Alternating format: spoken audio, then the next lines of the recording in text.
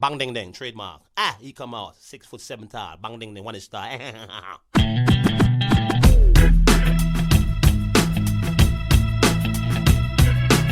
dong ding dong ding dong ding dong ding dong ding dong ding. This is a perfect day. Woke up to the sound of the garbage truck again. Upstairs neighbor's toilet's leaking on my head. Cars broke down, I missed the bus, there runs a 10. I had a feeling this was a day to stay in bed. I finally left my pad right on the jumbo's cloud roof. A police officer pulled out his gun and said, I said, sir, you got the wrong guy. I guess it's just a perfect day. It's just a perfect day. Na, na, na, na,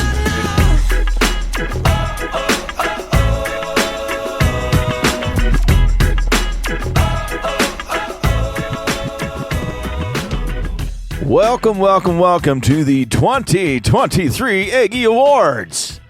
It's your host, Mike. Yep, that's me. Ryan is off, and I am late to the party. I was supposed to do this last week, and I did not get it done. I know, I'm a slacker. I just know it.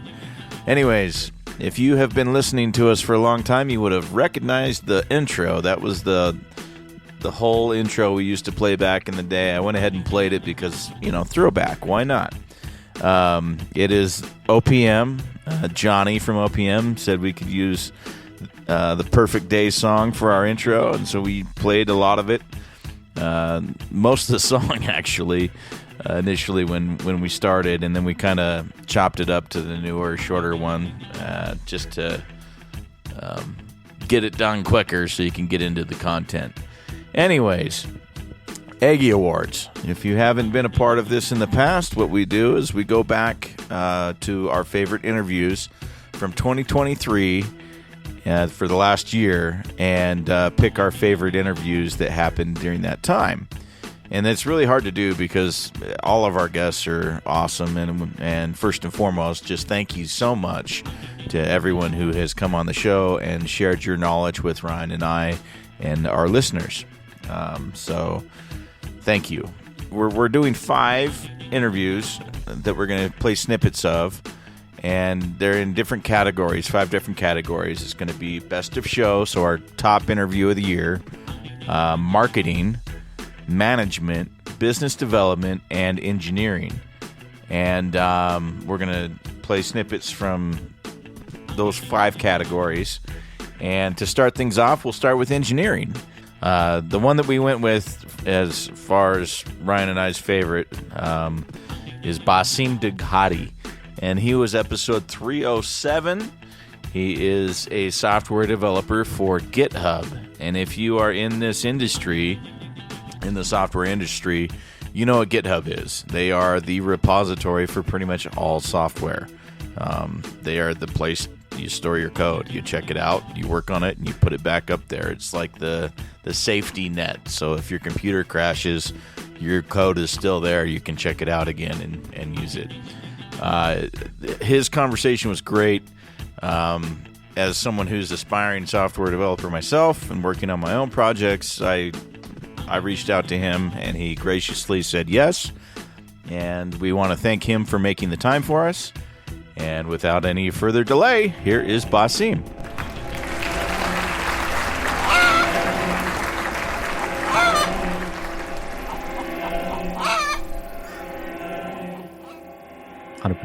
That's what I find fun about programming in general, is that, first of all, what I learned is there's really no end to this. So no matter how much time you spend building systems, getting experience here and there, the field just keeps on giving. There's always a new set of parameters that create a completely unique environment and a completely unique problem to solve, right? So if you're the type of person who wants to feel like, okay, I'm done, that's it, I mastered my field, that's never going to happen with programming and software engineering in general. So let's get this idea out of our minds as a beginning. So we have to first be used to the idea that this is an endless pit that you're never going to see the bottom of, which is fantastic. And if you like problem solving and dealing with different types of puzzles, you like investigative work, you like dealing with challenges, all of that stuff, this field is fantastic for this. And that's why I say acquiring the skills to learn how to investigate, learn how to learn how to build a learning plan is important, because you're going to have to do it over and over and over again. This field requires upskilling like no other field I've seen. It's very easy for us to become obsolete and our knowledge to become obsolete in the tech scene. Every new day, there's a new technology stack that's being used somewhere, that someone's inventing, that someone's, putting in production somewhere. And it's very easy to for new technology to disrupt the way we do things. Right now, Copilot is in place. It deals with a big amount of code generation for you. Now we have to sort of transition our way of thinking, how we program, so that we can master this new tool that was literally thrown into our lap.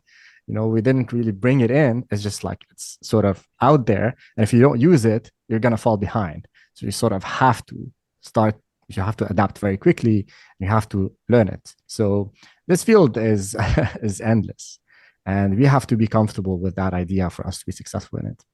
So let's talk a little bit about that, actually. For those who don't know, GitHub, where you work, is essentially, it's like a library. You go to the library, you check out the code, you make changes to the code, and you check it back in when you're done, and it kind of stores the code and allows people to work on a large project together. And it's a repository for your code. And Copilot is a new thing that came out from GitHub, where essentially it's almost like an autocomplete for, as you're typing, it'll kind of like think about what you're typing and like, oh, hey, you're trying to do this. And they'll give you a block of code, and you can literally just hit the tab button and it'll fill it out for you and get it at least 90% of the way there. You might have to make a few minor changes. And that, to me, as someone who is kind of entry level and up and coming, I would spend a long time just, okay, how do I create this function? And to have it kind of just like do it and get me 90% of the way there, it has made it so much easier to kind of just get up and running. But at the same time, I kind of feel like it might be a crutch for entry level guys like me, that could actually maybe hinder us a little bit, not necessarily going through the steps that you had to go through, memorizing certain things and knowing how, I need to do this instead of that. Can you maybe talk about Copilot and the changes between the first version and what just launched with Copilot X? For sure.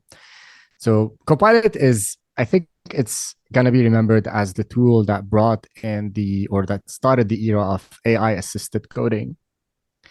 And I think with the introduction of large language models and the work that OpenAI did, and how much they brought transformer architecture, and they made something so sort of magical in a way, out of it. Copilot is an adaptation of that, and it's focused more on the code as opposed to generating like English text or any other language text. And I think Copilot is, as you mentioned, a tool that can assist you with solving different programming problems, let's put it that way, from a very general standpoint. And it can help you write code faster. It can take on some of the menial work that you have to do as a developer, because there are different categories of problems that we solve as developers. There's the problem solving, the difficult ones, the algorithmic thinking, structuring. You might need to think in terms of abstractions. You need to restructure your code in a certain way. You need to design your code in a certain way. But there's also the aspect of writing the code, which sometimes becomes a bit redundant and boring, and there are some, less important activities. I like to think of AI-assisted coding as the tool that can help me take care of the boring aspects of programming, so that I can focus on the more important stuff. Like, how can I design my system? How can I architect it in a way that can do what it's supposed to do? How can I design it for scale? These things, currently, the AI tools are not able to solve. So anything that requires some design, architecture, AI tools cannot help with. Anything that is more of the same, these AI tools are fantastic for. So Copilot can help you with a lot of this. And the first generation of it was built on the Codex model, which had its limitations in terms of how much context it can understand. So for it to be able to spit out some useful code for you, it has to understand what it's working in. So the environment that it's running in, the code you've written before, and potentially what you want to write in a bit, right? So that it can give you a suggestion that is meaningful. That context is limited. How much context it can absorb is limited in nature. With the new generation that's coming in right now, Copilot X, we expanded the capabilities of Copilot so that it uses the GPT-4 model that was released by OpenAI, which has the capacity to generate, first of all, to crunch a lot more context. So it can absorb more code from your code base, which means it can derive more or better outcomes or outputs. The model is trained on a much larger code base, so it has seen a lot already, which makes the suggestions so much better. And then we improved how Copilot integrates with your text editor or your IDE, in this case, VS Code, which gives you also a chat window, for example. So you have Copilot chat. If you have a question, you can ask it directly. The best use cases for it. Yeah. I find this fascinating. Why? Because imagine you're working on a piece of code and you run it and it spits out an error. But this error is the first time you've seen it. You can either take this error and try to Google it, right? And look it up. You'll probably spend like 20 minutes, half an hour, or 5 minutes if you're lucky. But most of the time you go on these rabbit holes because you cannot find the answer to your problem. Or you can feed this error to Copilot chat and tell it, what is this error? What does it mean? And then see what it spits out. 80% of the time, again, anecdotal, I don't have the statistics, but from my experience with it, it will say something that is extremely useful and it solves my problem right away. 20% of the time, it spits out something completely irrelevant and then I have to go do the digging. But imagine how much time I saved by just getting the result in the best case scenario, right? So I've been down both roads. When I first started, this wasn't a thing, and I'd do the Google search and I'd find, 80 different articles on, like this could be the problem, this could be the problem, and then you go down the rabbit hole and you finally figure it out. And then I went to ChatGPT and I would copy and paste my code and ask, why am I getting this error? And then it would, after a few back and forth, usually I could figure it out. Now, knowing that you have a chat feature built in, I haven't seen this. I'm going to have to go. I actually subscribe to Copilot, and so now I'm going to have to go and update and see if I can play around with that. But that sounds really cool. Like just the ability to have the back and forth and be able to debug in a much more efficient way. That's really neat. 100%. You can also tell it, like, explain this code chunk for me. And because it's not ChatGPT in the sense that for ChatGPT, for it to give you relevant results, you need to feed it the context. But Copilot Chat is integrated already with your code, so it can already derive the context. So even if you ask it like a very simple prompt, it will be able to give you a much better suggestion than ChatGPT because it's already aware of what you're doing, where this prompt is coming from. It can predict sort of what you're going to ask it, right? So it gives you a more relevant answer. And again, Copilot X is just the vision of GitHub when it comes to AI assisted programming. It has a lot of other components. So Copilot Chat is one of them. There's also Copilot for pull requests. There's also Copilot for CLI tools. So if you want to run some Linux commands and you don't know how to do that, you can just tell it what you want to do in English, and it can translate that for you to commands, and that you can just run. That's crazy. And there are other elements to it as well. Copilot for docs, which it can read a lot of documentation for you, and then you can ask questions about the documentation you fed it, and you get more relevant responses. That's so amazing. Yeah, I wonder if we can maybe kind of keep this kind of AI conversation going, because we began our conversation talking about sort of the importance of fundamentals and having a why and all this stuff. And I know that AI is really scary for a lot of people, but I wonder if we could talk about the future of the role of the engineer, because like the way I see the GPT tools right now and the AI tools right now is they sort of require that you have some contextual knowledge of what you're doing, right? Like I, as a novice programmer, could probably not sit down and ask the right questions or put in the right code to come, sort of build something from scratch without any fundamental background. But the GPT tools will get better. They're going to be able to do a lot of the coding for you down the road, and maybe they already can. And so at some point, the role of the senior developer, that knowledge that's in that person's head might become less and less relevant, because now all of a sudden we need this. So what is the role of that senior developer going to become? Is it more management? Are we going to be teaching kids how to use these tools? Like, I mean, is it just higher level problem solving, just trying to stay ahead of the GPT? But like, I think at some point we're going to get run out. So how do these roles evolve in a way that we can live with the thing instead of trying to rage against it? Rage against the machine. So I'm going to share my personal opinion on this, and it doesn't represent my employer in any way. I have to say this stuff. I'm just sharing my personal take on it.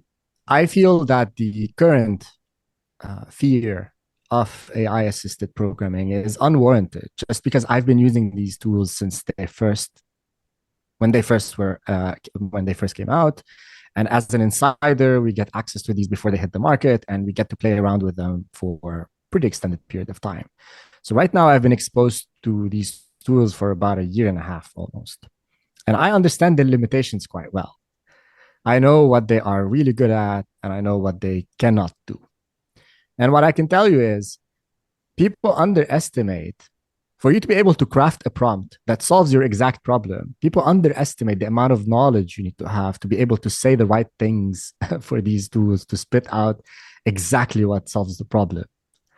This knowledge is like the accumulation of years of experience in this industry for you to be able to formulate the problem and shrink it to this small prompt that you feed it, right? That will never go away. That type of thing is never gonna disappear. Now people talk about, okay, we have auto GPT, where you give it a problem and then it sort of optimizes itself and keeps on generating prompts and asking itself question until it gets to the target. So you can say, for example, build this mobile app that does this. And then auto GPT will start prompting itself until it achieves the desired outcome. This is the new rave right now. But still, people see one demo where this is actually working, but they don't see the 100 other demos where this goes completely loose and it starts optimizing in the completely wrong direction. Because it could pick up a thread and just start going on that tangent that is completely irrelevant to the end goal, and it will never converge back to the problem you're initially trying to solve, which is building the app, right? There's always going to be a need for an engineer who will steer these tools in the right direction. The only thing that's going to happen, at least in the near term, until we start building some form of AGI, a real AGI, artificial general intelligence, is we can just have these tools do the boring work for us while we focus on the design, the architecture, so on and so forth. Now, it is a reality that we're going to be 5, 6, 7, 10 times more productive. That's sure. And what will happen with that is, instead of needing 5 engineers to do some type of work, we're going to be needing less engineers. However, we keep forgetting that until today, we had a big shortage of software engineers. And the reason why software engineers were getting paid these gigantic salaries, at least in the US, is because we had a massive shortage of engineers. So if we are equipping engineers to do more right now, we might be able to cope with the current demand for tech. Or the way I see it, we're just going to create new use cases. We're going to just be able to expand our horizon, build more, build better, build at an even bigger scale, solve more interesting problems because we became more efficient. It doesn't always have to become a zero-sum game as we always like to make it. And I'm not really sure why it always turns out into this fear-mongering before we really start playing with these tools and integrating these tools in our way of life. And I can understand that some people might be afraid. Why are some companies making these decisions for us? Why aren't we involved in the decision making process? Why aren't we even involved in the conversation, so on and so forth? And I think that's merited. And I think these conversations we should have had them a long time ago, but it took a catalyst like OpenAI and this type of stuff to trigger this conversation. And I think it's essential that we have this conversation, and it's essential that we regulate this technology, because it's going to impact our lives, whether we like it or not. It's going to change how people learn, how our children at schools learn, how we evolve, how we consume material and information, how productive we are. And it's going to make some jobs redundant, while other jobs are going to be even more in demand. So I think the conversations are important, but I don't think these tools are going to replace anyone. I think it's just going to make us more productive, and we're going to be able to do much more with less. Yeah, I think you're right. I think you nailed it as far as my thoughts on it exactly. When it first came out, you'd jump on a YouTube video and you'd see someone, hey, make me a tic-tac-toe game, and ChatGPT would just spit it out, and here you go, you got a tic-tac-toe game, and it works, it's great. Yeah, it's going to replace us. Oh no, but a tic-tac-toe game and a fully functioning app are two completely different things, and telling it exactly what you need and how you need to do it, you need someone that has been through the education process of learning how to do everything and be able to feed it the right questions. Yes, exactly. Yeah. Well, that's the thing. Like, my wife teaches in a junior high school, and obviously in the education system, this GPT stuff has become really scary, right? Because it's very easy for these kids to just go ask it for an essay. But to your point, like what I was explaining to my wife, I was like, the problem is there's still a dependency on that student to understand what they're asking it. And so the example we used, my son was writing a paper on Macbeth. And so we said, hey, and what it was something like tying the story of Macbeth to sort of modern times and looking for examples of people fighting for power in the same ways, or something like this.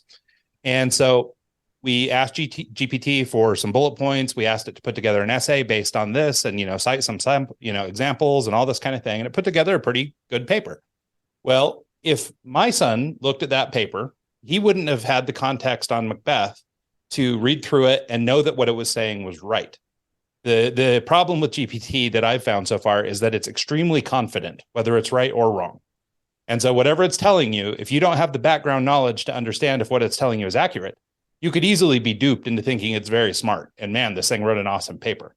But when you start to dig into it, that's where that deeper knowledge goes. So to your point, if you tried to ask this thing to just create you a web app with no deeper knowledge, it would be really easy for you to not use the right word, or to not understand the output, or, whatever.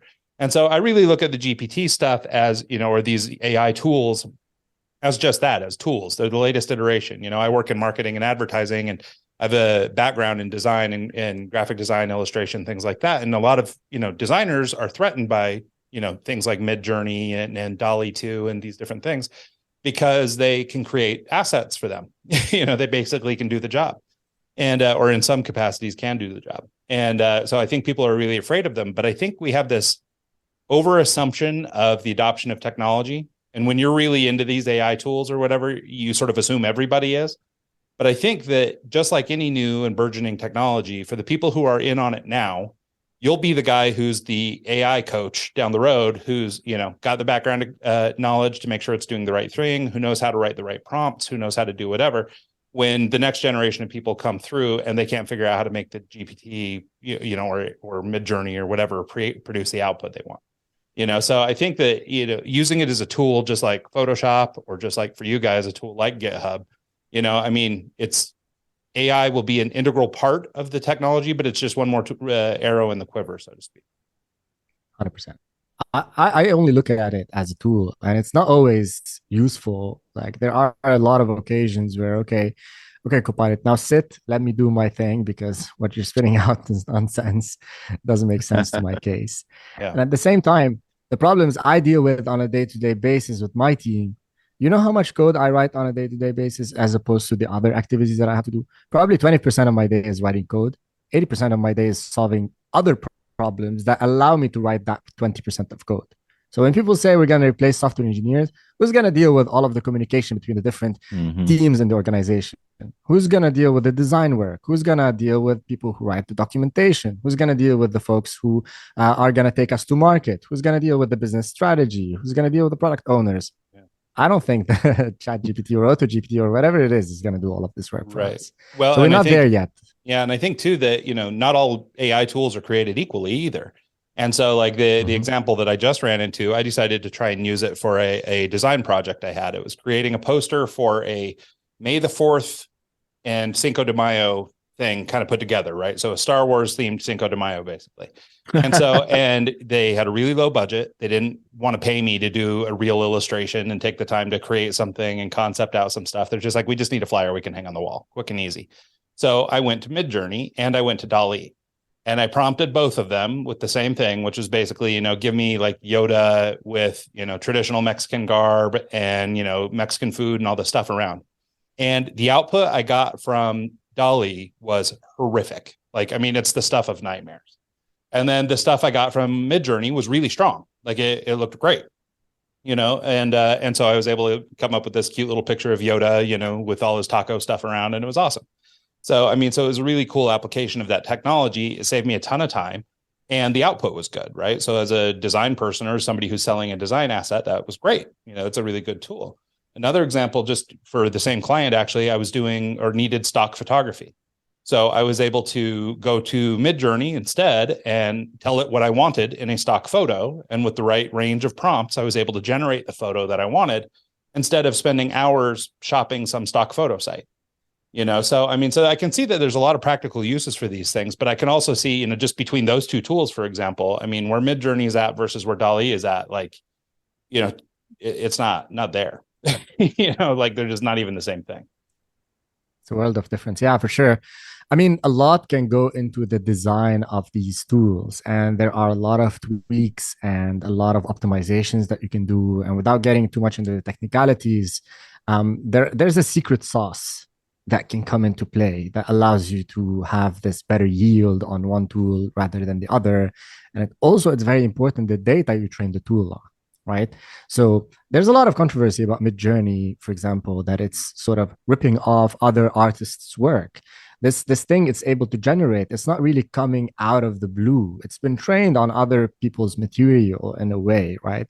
That a human being cannot really do itself. And that's also one of the big debates that are currently being had. Will these models be as performant as they were without building on top of the creations of other human beings, or like even the total of humanity to a certain extent, right? And that's a very valid question to be asked at this point. All right, that was Basim Daghati, episode 307 on the Eggs podcast. Special shout out to him for coming on the show and being willing to talk about the future of AI and how it's going to affect us in the real world. It was actually a very enlightening conversation and summed up a lot of my own personal thoughts on the subject. So thanks again, Basim. Really appreciate it. Up next, we have business development. And for that, we're going to go ahead and play a clip from Robert Patton, episode 313. He was a great guest. Really enjoyed the conversation. One of those that I learned a lot, and I'm sure Ryan did as well. And here's a clip from Robert Patton.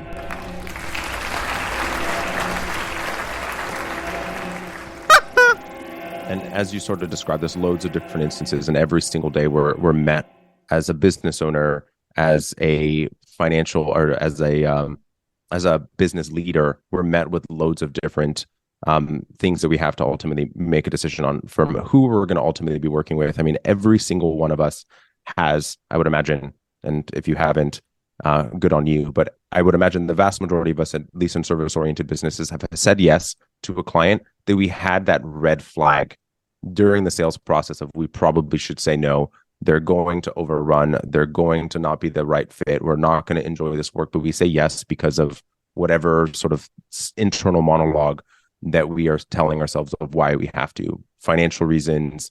We're not going to be able to get another person. We don't have enough leads or whatever, right?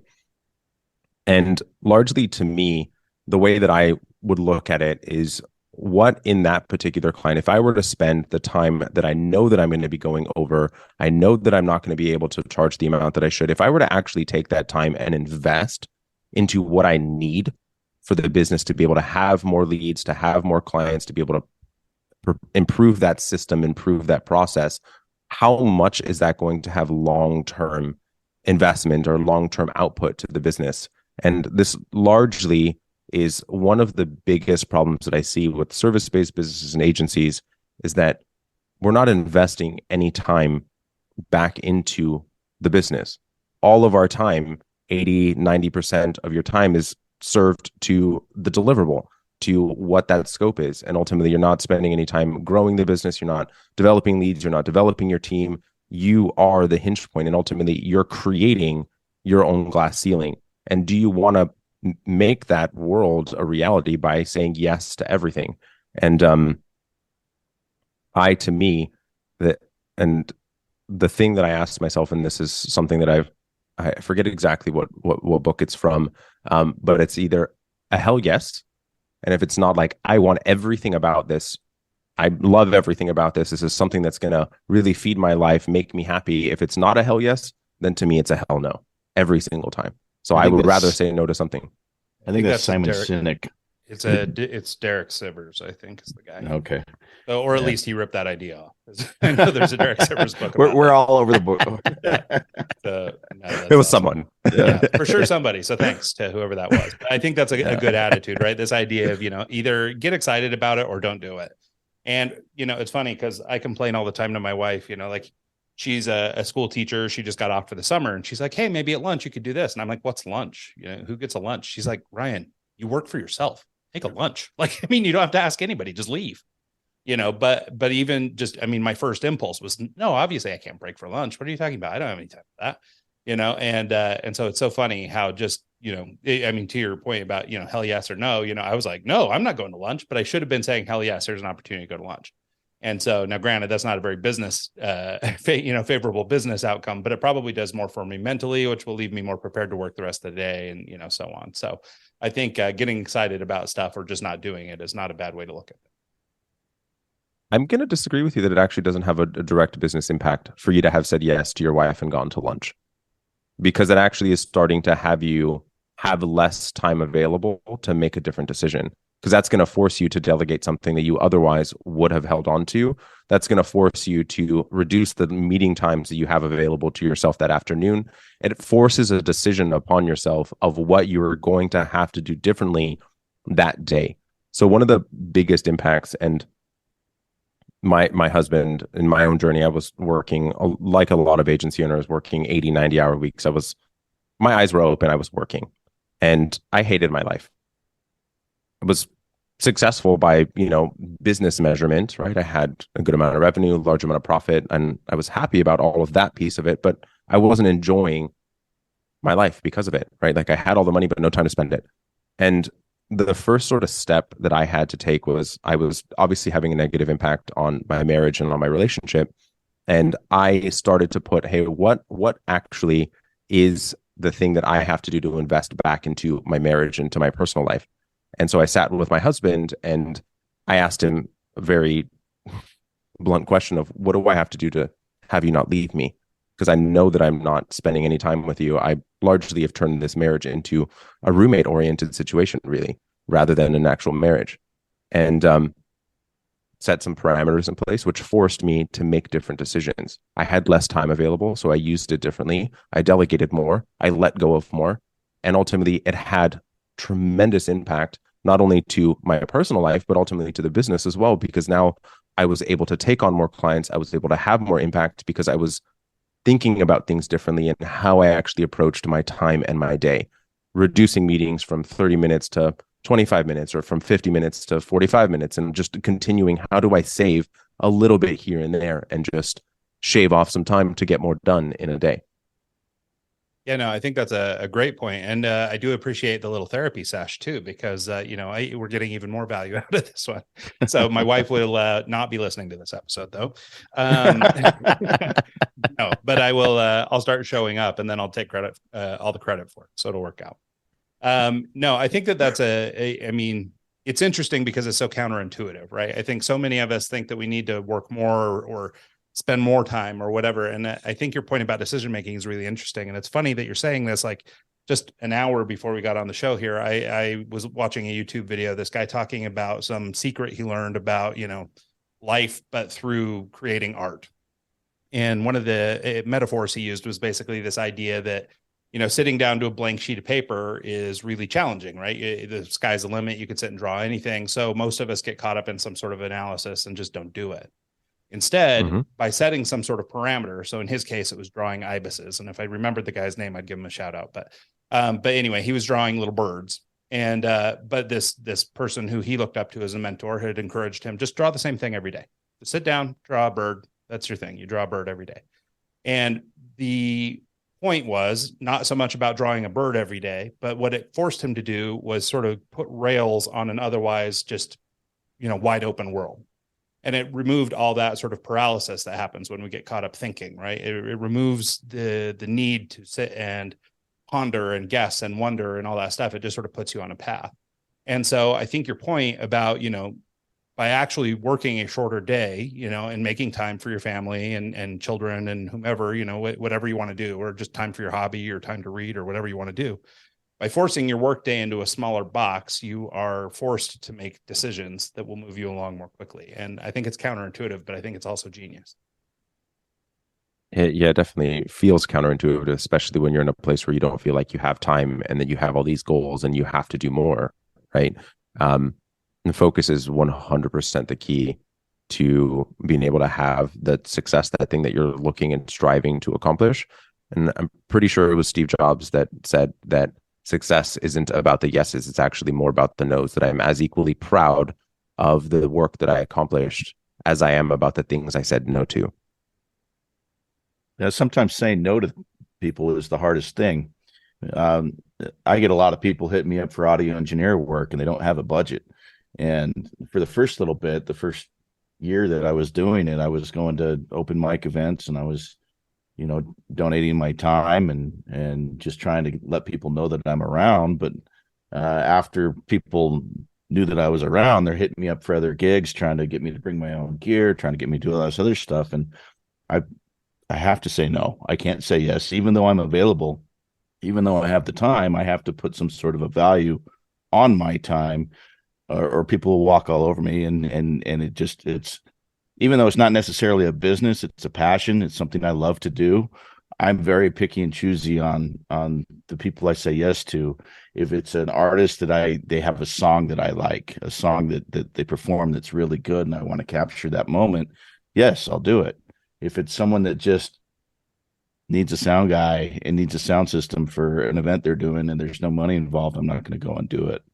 One other thing that I've been thinking of while we've been having this conversation and time and making time is automating things.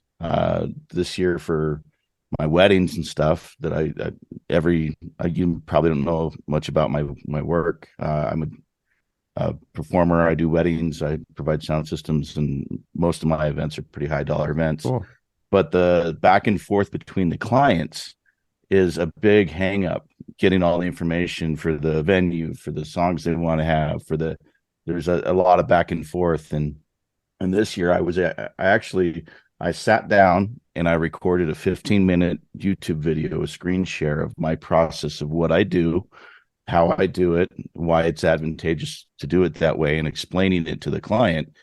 And I created a Google planning form and sent them a link that had the video in it and said, hey, please watch this video first. And I've noticed that it's eliminated 90% of the back and forth that I used to always have. And it just automated that process where instead of me jumping on a Zoom call with the client, I just sent them that link and it answers all the questions there and eliminates that back and forth that I'd have with every other client. And I think there's little tips and tricks that in any business that you can kind of apply that same kind of thought process. How can I make this easier? How can I set up this system where it's going to automatically send the invoice and I don't have to remember to do it myself? Stuff like that, I think, is really key to growing a business and making it easier on yourself.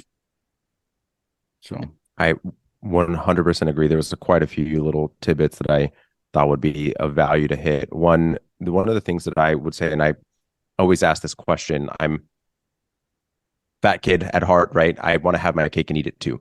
So you gave option A of I can say yes to this person and help them when they don't have a budget, or I can say no. Which, yes, those are two very apparent options, but is there an option C? And that was one of the situations that I had, right? Is I've got loads of agency owners and they need help but are not at the size that they need to be in order for it to make sense for them to be able to afford working with me. And ultimately, how do I still have impact for them? How do I still help them change their lives as well, right? So, which actually led to me writing my first book of how can I actually provide value while not necessarily having to actually work with them, and then also utilize it as a marketing tool for me to be able to bring in the paying clients long term as well. So how can I do both at the same time? And I'm always looking for option C. There's option A and option B are always readily apparent, but what is option C? And I'm always looking for what option C is. But I 100% agree on the automation piece of it. I mean, me and my team are always working. Every quarter we have a goal of how do we automate 8 hours of time within the business. And for two goals, one, the first and the foremost is how do I get more accuracy in data or in systems that allow for us to have better repeatable results for client experience or internal experience. But then how do you actually gain efficiency at it, right? So how do we save that time as well? Had a client from exactly what you're talking about. He came to me a couple of months ago when he started working with me it was September, October of last year. He was doing about $30,000 in revenue, and the numbers he just submitted last month were $175,000 in monthly recurring revenue. So it has grown dramatically. But 3 months ago, he came to me and he's like, Robert, I have to stop growth. I can't grow anymore. I need to go hire a lot of new team members. I've got to train them. I've got to get them up to speed. Like I can't grow for the next 3 to 4 months. Well, I hire people, figure all that out, get them all onboarded. I was like, well, what's option C?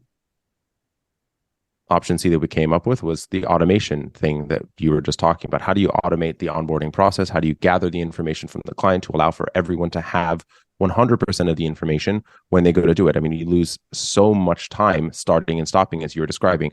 Oh, I got this piece of information. What about this? You didn't answer this question. You answered this one, but you didn't answer this. And constantly following up and loads of administrative time.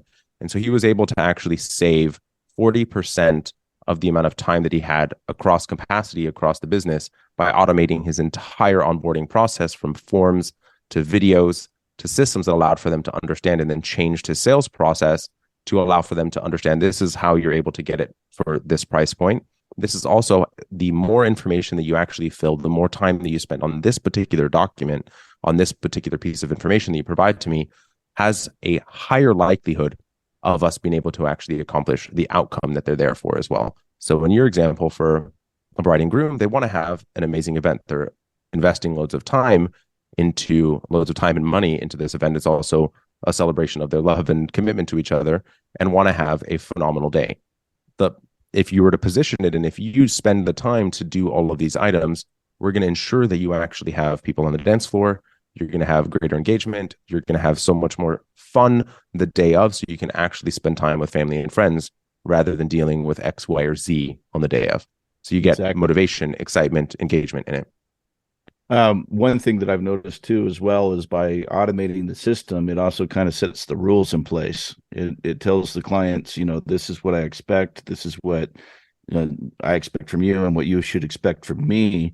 In last payments due 30 days before, and when they get that email for the last payment, it's not out of the blue like you're hounding money from them kind of thing. It puts all the things in order to where they don't have any surprises. And then also I would follow up with is, as you're developing the system, if you noticed a hang up, if you notice, they did this instead of this, they must have interpreted it wrong, go back and change your process so you don't have that hang up again. As you notice little things that come up, pay attention to it, and instead of just ignoring it and saying, they obviously couldn't read what I was getting there, make it more obvious so you don't have the problem in the future with other clients. So incredibly astute, right? Like there's so many times that we are going like kind of putting out fires day to day, right? Like we're just kind of playing whack-a-mole in our business, but not ultimately solving the primary problem that we are actually having. And I should probably look up exactly who it was that said this particular one, because I do quote this one loads. If you never let a good crisis go to waste. So how do you leverage every single thing that's happening in your business, in your day-to-day life, that allows for you to actually process augmented so that you solve it one time and in perpetuity? And so the first thing I always ask when something goes wrong is, well, do we have a system for this? Yes or no? No? Okay, well, let's create one.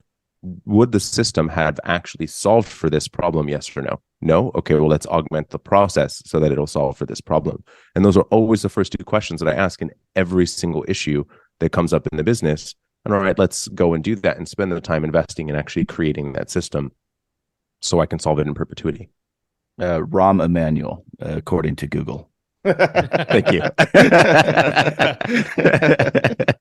Yeah. No. So one of the things, so we've been talking a lot, here about efficiency and improving processes. And earlier we were talking about decision making. And one of the real challenges for, really a lot of small business owners, especially people in the service business, but even more, especially in creative services, is trying to, I guess, specialize or niche down. And I can speak as a lifelong generalist that it's really, really difficult to market a company that does everything. And, I have worked really hard to try and narrow our scope. And somehow I keep, expanding and keep offering the whole thing. And I've been spoiled to, for the last 20 years in our business, because a lot of our business has come through reputation and through, networking and getting to know people. But we've been very not successful in terms of attracting outside business from new people that we don't know through other channels. And I think a big part of that is our message is really blurry. It's, it's difficult to know what it is we do, even though we could do anything for you. If I come to you and say, hey man, what do you need? I do everything. It's really difficult for you to choose. So back to our concept of decision-making and all that stuff. Can we talk about niching down or specializing in an agency or in a service business and why that's important? Oh man, all right. Let's go ahead and spend an hour on this particular topic, because it's definitely a huge one. There's so many far-reaching implications, and marketing is one of them, but it's not the only one. That's just the beginning of the effect that it has across the entire business. I mean, the reality is, one of the things that you said was like, yeah, I could probably do anything, but the reality is no, right? Like I went to study photography, and I realized that wasn't who I was meant to be, right? Like there's a zone of genius that we have of what we are ultimately best in class at. I didn't enjoy it. There's loads of other photographers that are 100 times better than I am, and will always be, no matter how much time I actually spent on that particular piece. There's a thing that I do phenomenally well, and I should focus on that particular area. Just from a marketing perspective, the thing that frustrates me incredibly is that, and I challenge you to do this yourself, but to take your website, remove all the branding, just take the copy, look at the nearest 5 competitors to you, and take the copy of their site and put it side by side. Can you tell whose copy was whose? Probably not. And so now we're frustrated and, hey, I'm not able to charge enough. Our clients are not saying yes. We're not able to sell. I'm not attracting the person. And of course you're not. You're sound exactly the same as every single other person out there. And they have zero way of differentiating you from anyone else. The only way that they can actually differentiate you is based on price. So it's ultimately a race to the bottom, continuing to eat away at every single agency's margins. And why, by and large, the vast majority, unless you're a freelancer, which I would still argue you're not very profitable, right? That it's just your labor and you're trading time for money. But ultimately, the vast majority of agencies are in the sub 8% net profitability. And they're producing phenomenal work, changing the lives of their clients, but not having any real impact on theirs. And they're largely committing their every waking moment of their lives in anxiety, stress, trying to take on as much business as they can so they can get to that next sort of tranche of what they believe success is supposed to look like, but never accomplish it. Yeah, because they're trying to be everything to everyone. That level of profitability you're describing, I mean, that pertains to the biggies too. Like we're not just talking little agencies. Yeah. Like, I mean, go all the way to the top. And, I obviously don't know like Ogilvy's numbers or whatever, but this is a problem for big agencies, like all the way to the top. Mm-hmm. And those guys do everything, and they do shoot everything, and they do, all these things. And so if you're looking at the model, you should be able to sort of, I guess, analytically go, well, maybe that's not a great model. And on top of it, we're not, Ogilvy, we're not WPP, right? We're not Dentsu. Like, we don't have the resources that they have available either, right? So why are we trying to follow a model that ultimately, like, we're following this Mad Men sort of age of what we perceived an agency to be, right? That we're supposed to be that everything to them. And largely, you were sold a lie. You're not good at everything. Every time you're doing something new, the client isn't having the outcome that they should. You're at best on that new thing that you're doing, or you had to spend an incredibly long period of time to figure it out to make it really good. And so your profit margins are going down. You're not able to take on additional work. You're likely, as the owner, being brought into this project to try to figure it out because you have that year's worth of experience. I was asked by a current client during a sales call when we first started working together a year and a half ago.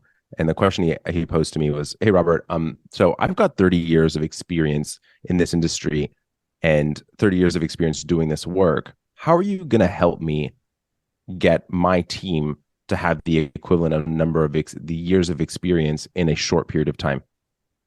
And my response was, "I can't, but I can help you be okay with it. I can help you reduce the amount of things that you're doing so that your team can have specialization in the thing that they do," right? I mean, I'm forgetting the word, but the assembly line model, right? Like, we know that it's efficient. We know that it works. And I'm not trying to say that for your agency, I want to create for a creative output, I'm trying to turn your business into an assembly line by and large, because it's not ultimately what you do. But the better and the more that we can get into that area, the better it ultimately can be. You're going to have better output for your clients. You're going to have a greater amount of profitability. You're able to market better. Like, it affects every single piece of the business. Your margins are better. It's life-changing to the business to specialize.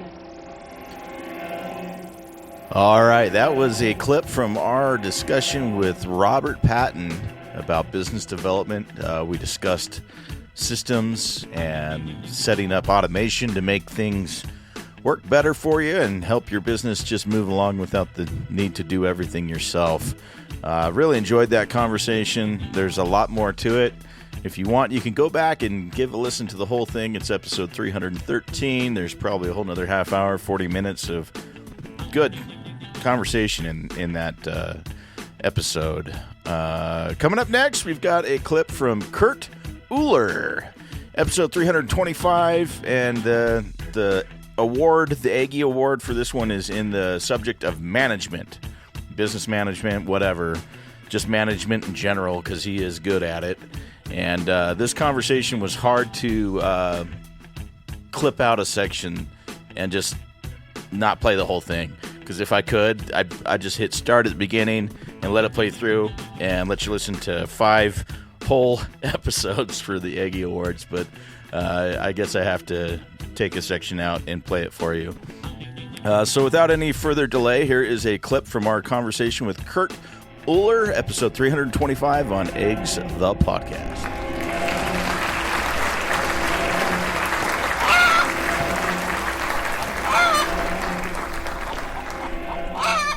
Everybody is looking to make the best hiring decisions they can. And I mean, most people make really poor hiring decisions. And so I think a lot of times they don't know exactly what problems they're trying to solve internal. And so that makes it almost impossible for the recruiting team to go hire for something if you can't define the role. And so I much more like kind of approve with the concept of let's come up with the outcomes and the key results we're trying to reach. I'll loosely define what the role is. I mean, and I mean, sometimes it is very narrow. I'm hiring a product manager in real estate technology. Like that may be there, but I want to talk about here's the outcomes I want accomplished in the next 6 months and 12 months when you come on board. And I'm going to write, here's the type of person I'm hiring.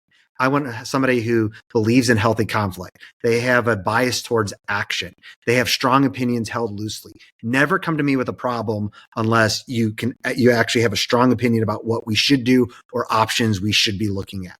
And then be open to me having a different opinion. Well, that changes how you're hiring. Like I'm actually getting better product managers in that example than almost anybody else will. But the skills come along with, they're going to tell me stories that they've done this before. We have a product manager right now from Verizon Innovation. He's incredible. But, if you just look from a resume perspective, he might not look that much different than anybody else. You listen to his superhero stories from the past, you go, oh, now I know why you're here.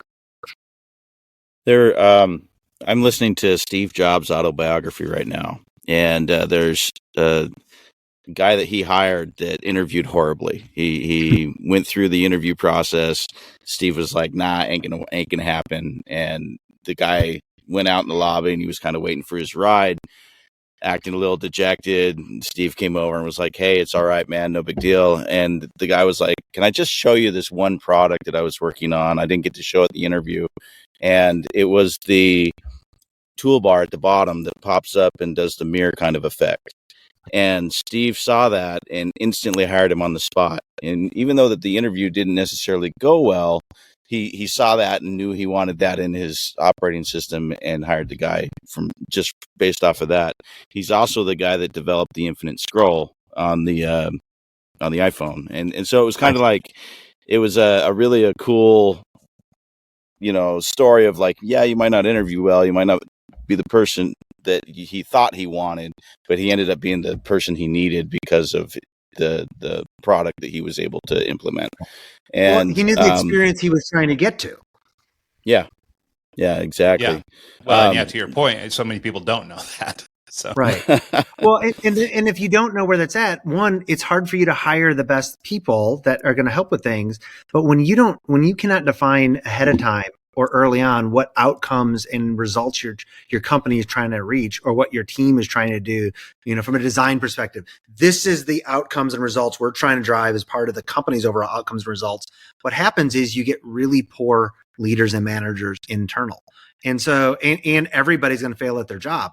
My job as a team leader, yes, I do a ton of work, and I believe most leaders should be picking up the shovel and doing work with their teams, so to speak. But my job is to make sure that I fully understand what Glenn, our big CEO, what he's trying to reach from an outcome perspective, and then make sure everybody on our team understands not just what our team's outcome and results are to accomplish what he's trying to do, but how your individual contribution, Ryan, from a UI perspective helps to drive that as well. My job as a leader is to make sure that you fully understand that, because if you do, well, then you're going to make wise decisions. And what most people, without having that, they don't realize, no matter how much you try to micromanage, you cannot possibly be involved in all of the micro decisions that are made. And so if we stay with the UI example, like there's so many decisions that you have to make when you're coming up with that UI that unless I literally just do the work for you or sit over your shoulder the whole time, if I'm trying to reach something, I need you to know what all we're trying to accomplish so that you can bring me solutions, bring me options to get there, because I couldn't even micromanage that. I need you to know the outcomes and help us get there, and then push back when you go, well, Kurt, here's the conflicting things. You want this, but then you're going to lose this over there.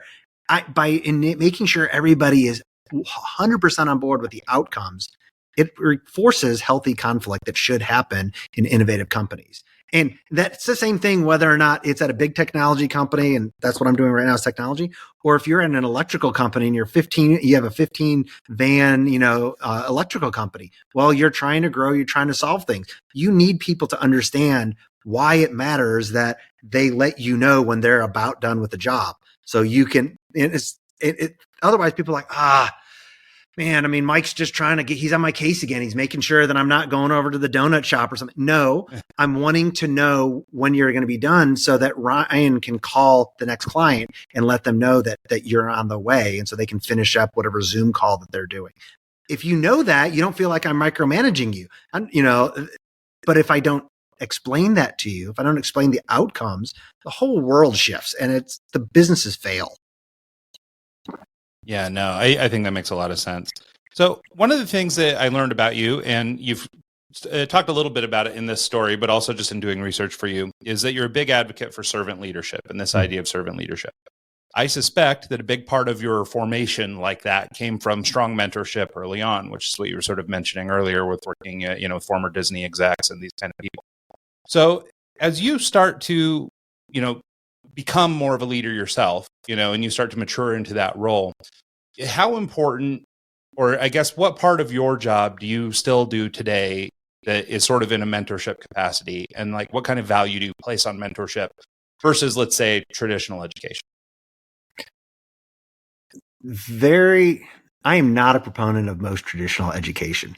I mean, there are things that, where there are fields where you have to do that. But, there's even places where it's like, hey, a software, computer science degree from Georgia Tech, that's going to help you if you're looking at for a CTO role at certain levels. But I would almost always rather hire a Ruby engineer who's been a hacker for the last 5 years. I have a friend right now. He's dating a woman who's got a 14-year-old brilliant son who is literally trying to figure out he's an incredible coder. What does he do to kind of set him up for success? I'm like, Charles, you make sure that kid is programming somewhere right now, so that whether he goes to college or not, he can say, hey, when he's 18, here's my portfolio in the background. I don't care. From what I've heard, I wouldn't care if that kid ever went to school or not. Like, there's no formal education that's going to get him past where he's already at. Experience will do that. Same thing with UI, same thing with sign. It's so easy to be self-taught or do courses right now. I mean, I took an entire customer success team through 2 levels of a customer success manager training. I mean, the team leader doesn't have a college degree. I don't care if she has a college degree. She was great at her job before. She had, 8 months of kind of part-time training in the background. And now she's gone from being good to being exceptional. That's not really formal education. Education is college degrees. And most of the time it's wasted time for me. So much is self-taught. You asked about my leadership style. I mean, I kind of divide my real work. There is work that only Kurt can do, like where we're at. I do a bunch of strategy work. I do a lot. I mean, I do a ton of normal work, but I also spend a huge bit of my time doing work with other people on my team, because that's the best way to coach them, is to say, let's just pull up together and do this right now. Because how do I get you to be better at design if I don't think you're where I would like? Well, I can explain the outcomes more when we're doing that work together and we're pairing on it for the next 4 hours. I can also just say, hey, let me just take control and talk through why I'm making changes as well. That's much more of what I do, I think, from a leader perspective. And I think everybody should do, whether you look at a Chick-fil-A or you look at other servant leadership organizations. Like, that's what software companies do. It's like you teach people by doing it with them and coaching the product. I applied for a software job a few months ago, and I was they wanted me to show them how to do some CI/CD work for the pipeline for auto deployment for GitHub, and I had never done that, and so I spent the whole week studying up on it, trying to learn about CI/CD pipelines, trying to learn about all that fun stuff. And then we sat down and we did a code review in a peer session. And some of the stuff that I had taught myself, I actually was teaching them in the code pairing, because it was newer technology that I had found in the learning process that they hadn't implemented. So it was actually kind of cool, because they had some things that they knew.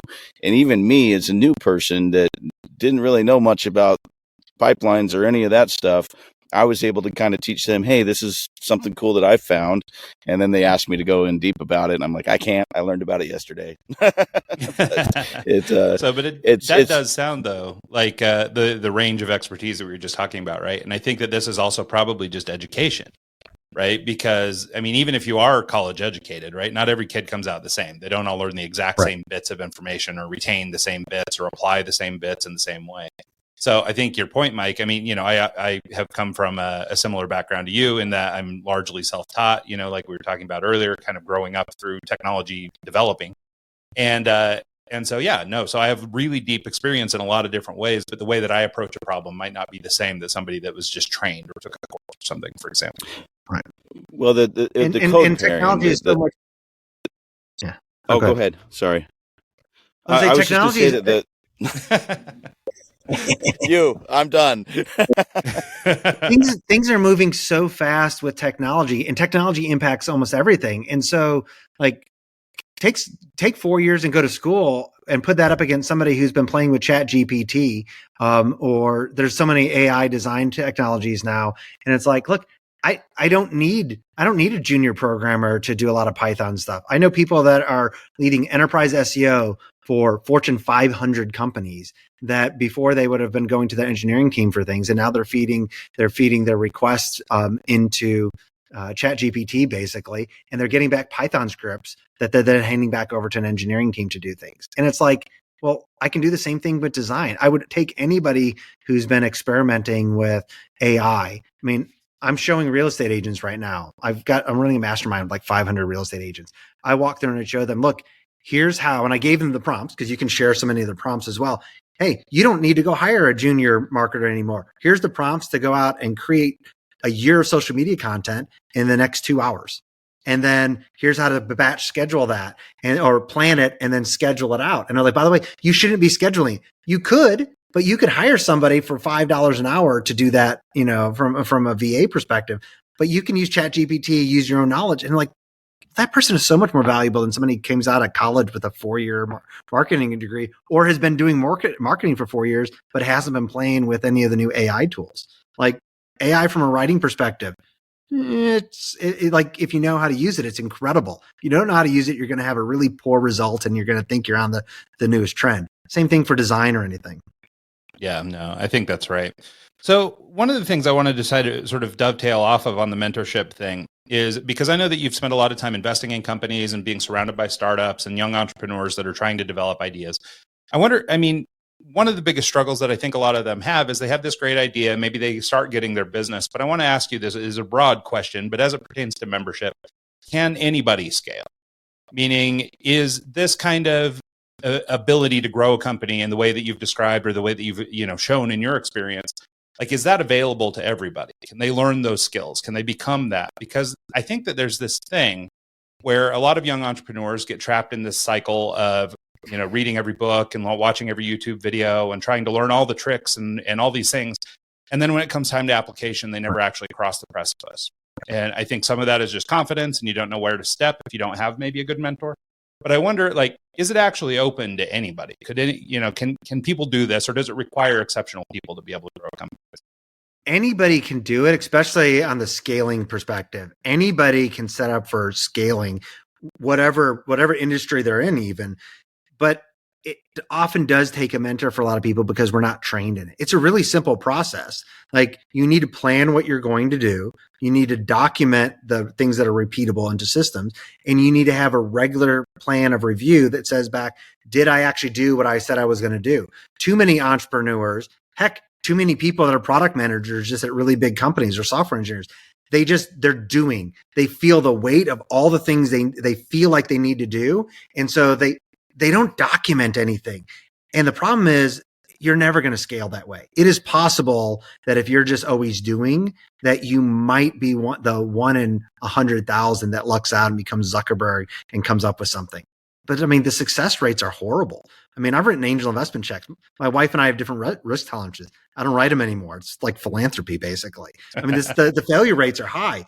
But I look at myself and like, on a weekly basis, and I do this more than once a week, but I mean, every Sunday I sit down and go, hey, this is what I said I was going to do last week. Did I actually accomplish the things that I said was most important? Did I do repeated things that I don't have documented anywhere? And then I adjust my plan for the next week based on that. That's hugely important on there, because that piece of that is not just, am I doing what I said I'm going to do, but it's the documenting bit of it. Like, you scale by being able to hand things to other people, whether that's training people how to do something or truly handing it to somebody else in your team or a VA.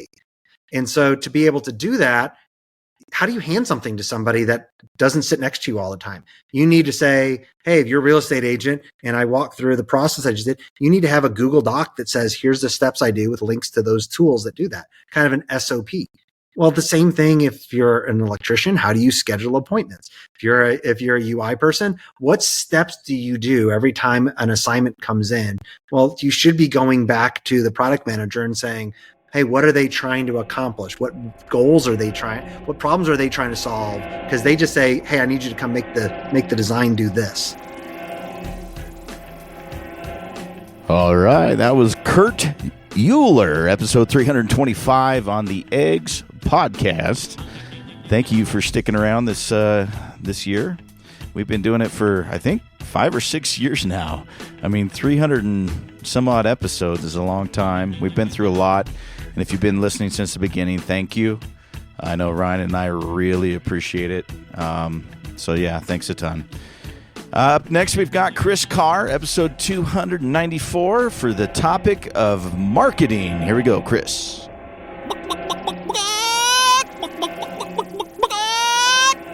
Yeah, it's really interesting because, I mean, you know, we've had a number of different marketers and stuff like that on the podcast over the years.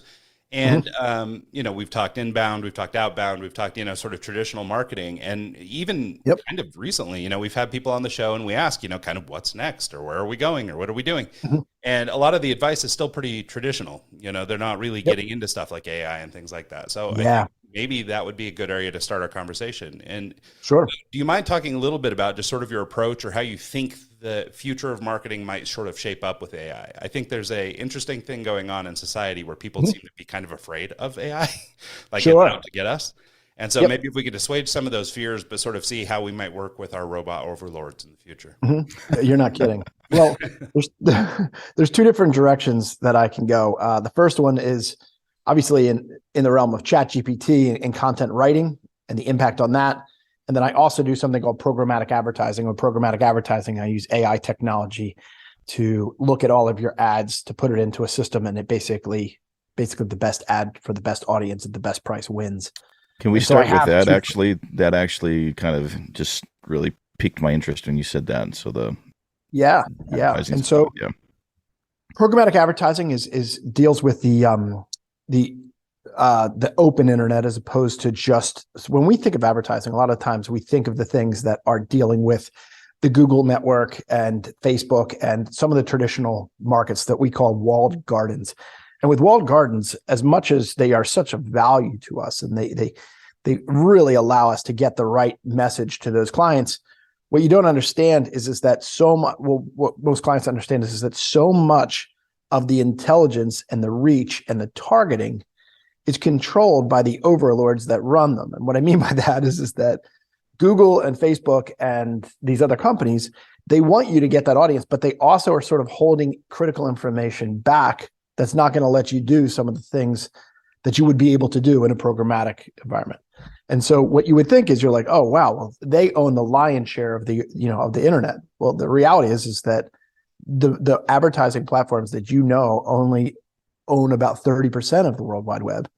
It's 70% is dealing with the open internet, and that's where programmatic advertising lives. But it functions very different.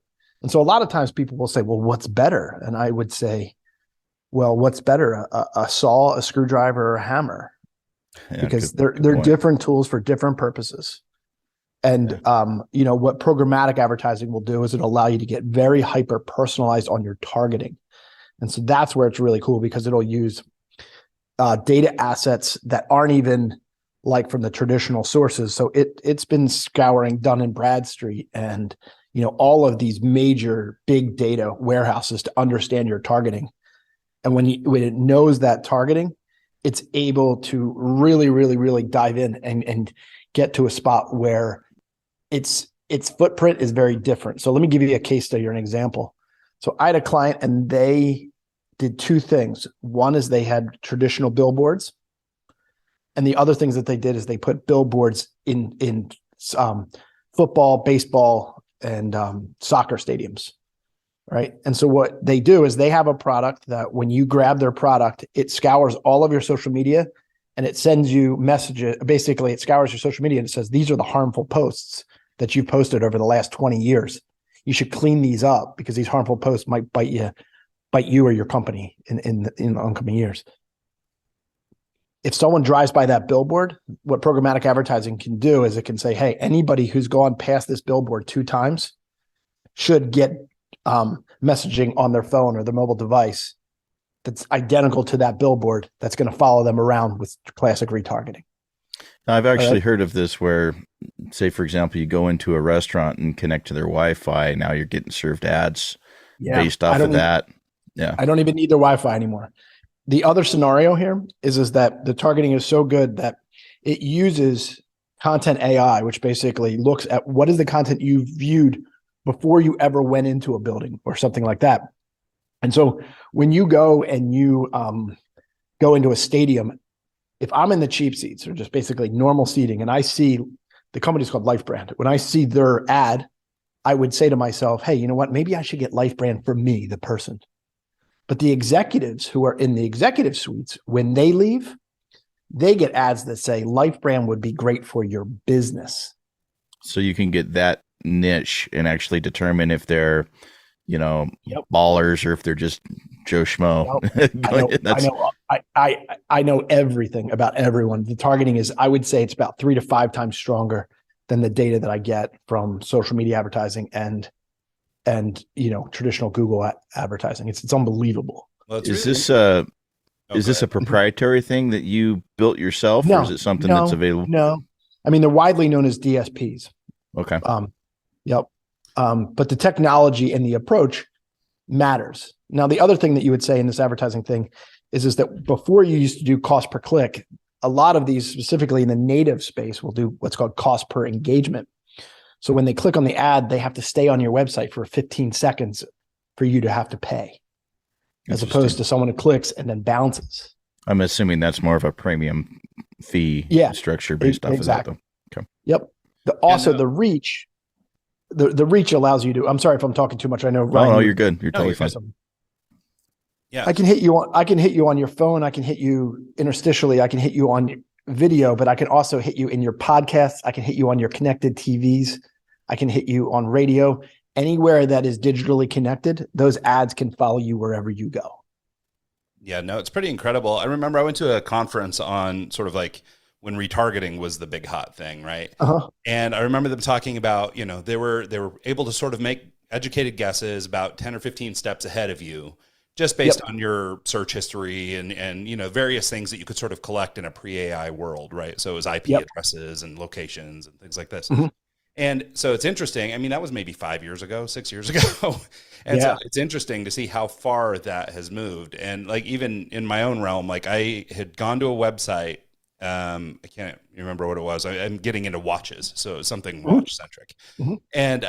And then I received an email from that company that was like, hey, we saw you were on our website.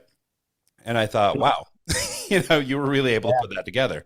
And I'm guessing that is that programmatic where it's scoured the internet sort of AI wise. I mean, my information is relatively public, so it's probably easy to start cross-referencing some things. Yep. And but they were literally able to drill it all the way down to a personal email address just from a web visit. I didn't click anything. I didn't buy anything. I didn't do anything. Yep. All I did was go to their website, read an article, and bounce. Yeah. Yeah. So I mean, I can nerd out to you and tell you how they got you.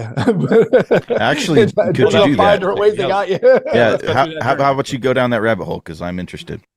Yeah. Well, I mean, one of the ways they would do it is that they would, when you looked at that thing, if you looked at it on your cell phone, it basically is it knows your IP address of your cell phone. And then when your IP address of your cell phone walks into a building, it basically knows to connect the record between the web search and the walking into the building search. And now it knows that you went into this premise. Now you can even do it so that when you go in the first time, you get ads that say, hey, welcome to ABC store, right? And then the second time you walk in, it was like, these are the 5 things you missed the first time you walked in.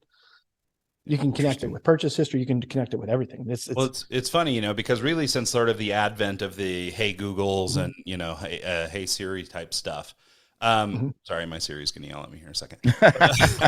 But sort of since that stuff started happening, right, there's been these conspiracy theories, oh, my phone's listening to me. Oh, my device is listening. Maybe it is, but ultimately they deny it.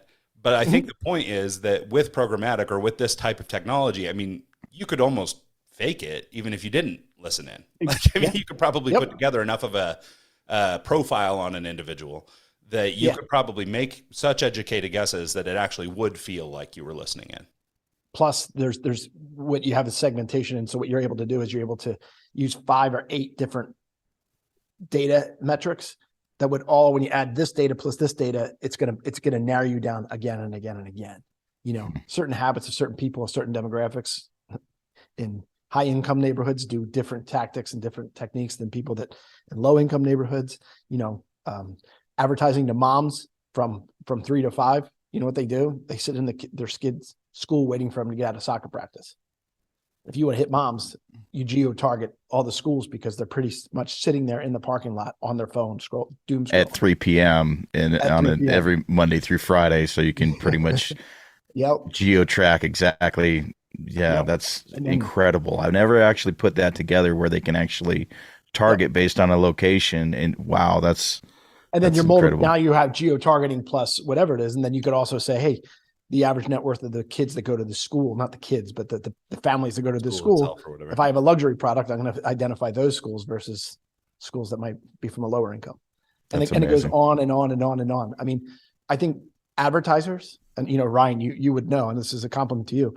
I find that advertisers are probably the smartest people in the marketing game, because what they're doing is that they're using rapid information. They're quantifying, they're understanding, what are all of these criteria? What are the characteristics and stuff like that?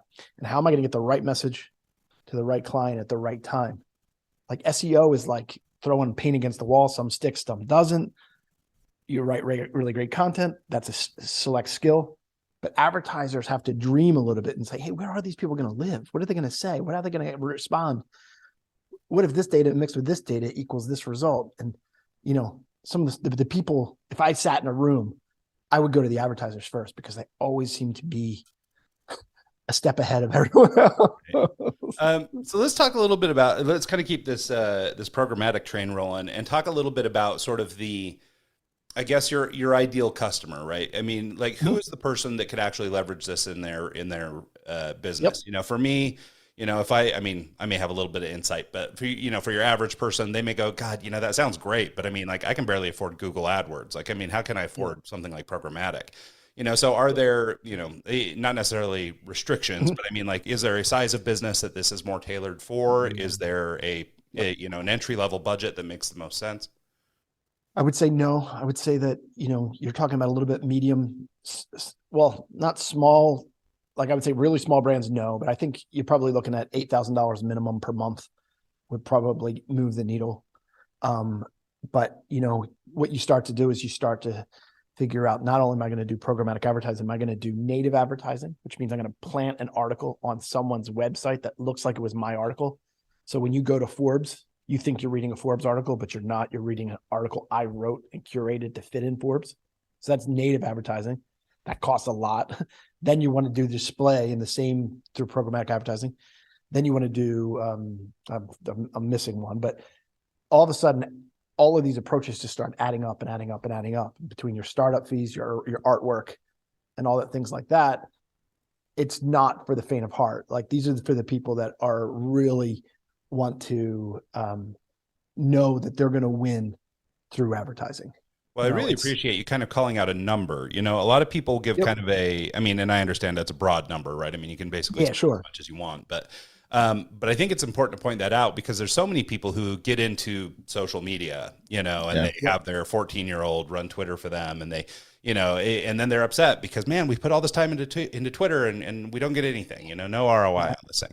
Yep. And, that happens a lot. People advertise, through various channels, whether it's social media, not to single them out, or, pay-per-click or, billboards even for that matter. Yep. But I mean, people put money into these things all the times. And if they don't see the needle move, then they abandon and just don't do anything, right? Or they don't give it time to start working. But it sounds like with programmatic, because of if you do a good job, I guess, identifying your customers and knowing who you're trying to speak to, then you could probably start moving that needle relatively quickly. Yeah, you can. I mean, when I would start, if I had to start out with a brand new company, I would probably do, depending on every client's different, every goals are different, but let me just give the Garvin variety. I would probably start out with traditional Google advertising at first. Then once you have some really good assets and you have to nurture those leads, that's where I really find it's great for brand awareness and it's great for nurturing. It's not always great for transactional, hey, they clicked on this ad and they bought now. It's programmatic kind of helps join the other ads together. It's like the connective tissue between other advertising approaches. Yeah. Well, and I read a thing today, that might be a nice little addition to this programmatic advertising, and maybe correct me if I'm wrong, because we actually don't sell programmatic at our place. Yep. So I don't know all the ins and outs, but I read today that Amazon is pushing their one-click purchase thing out for other e-commerce platforms now. Yeah. So basically, even if you don't have an Amazon store or your Mm-hmm. products aren't on Amazon, now they can do fulfillment and things for you. So you Yep. can do the one click. So theoretically, you could do programmatic, and in as simply as just clicking the ad, you could have made your purchase. Really. Yeah. Yeah. I mean, there's some things I just love about Amazon, the speed of transaction. The part I hate about Amazon is that they own your audience, that you Yeah. don't get much information about them. And so like one of the things that we don't even realize that we did in COVID is that we worked super hard to keep our businesses alive. And in that process, we made Amazon, and I use the joke of the overlords were the real winner because they have all the data, and data is more expensive than gold. Right. And of course, now they're selling it all back to everybody. So Is there a way through the programmatic approach that can kind of counteract that, where you can keep the data in house and not necessarily? Is there a way to kind of work synergistically with someone like that and still retain the data? No matter how hard you try, you want to always get the email address. You also know that the email address decays by about 3% month over month. So, but what I'm always trying to do is I'm trying to get the name and the email address. And then we use technologies like Seamless or other things like that to double verify the email address. But that's going to be the goal, that you want to make sure that. I think a lot of people grade their marketing on how much money did I make? Well, subscribers have to be a critical part of this process. It's like Google couldn't dethrone Facebook because Facebook actually had the people.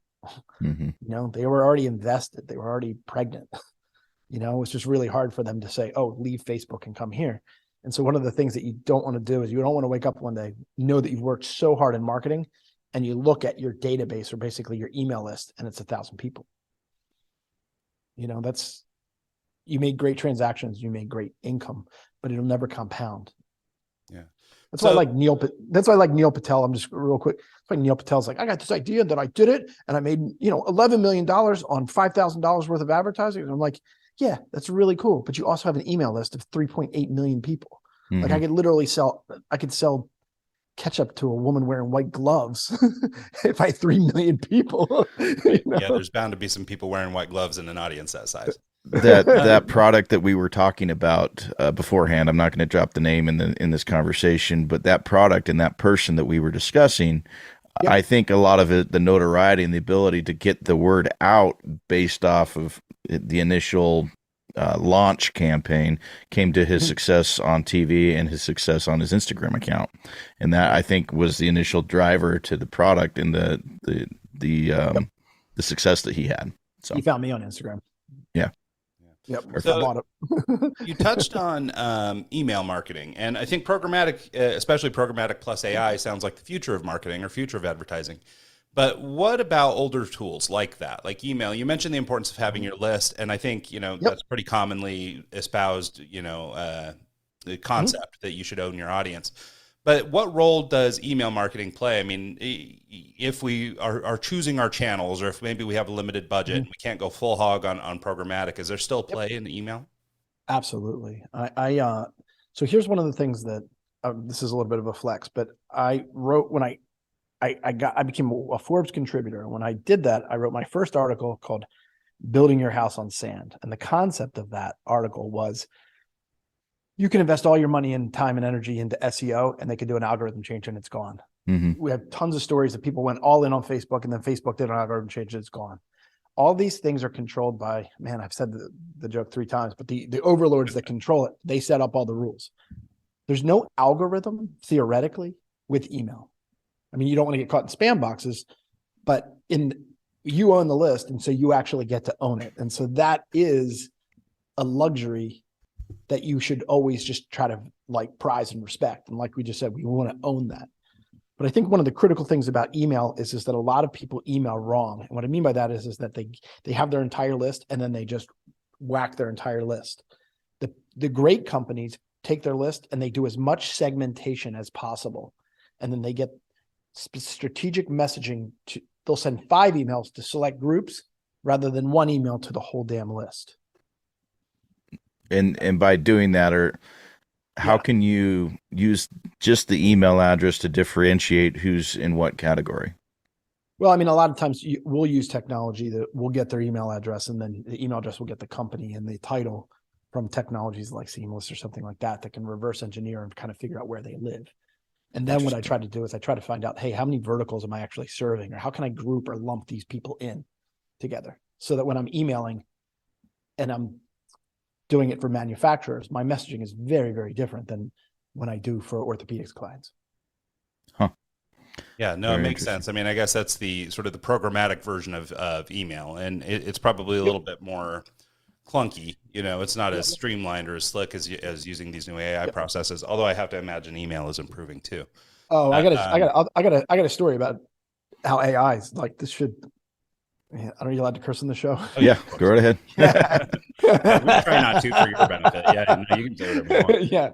So I've got a buddy of mine, and he's using the technology here, and this is like in beta. And the guy's literally using ChatGPT or just GPT. Sorry, not ChatGPT, GPT.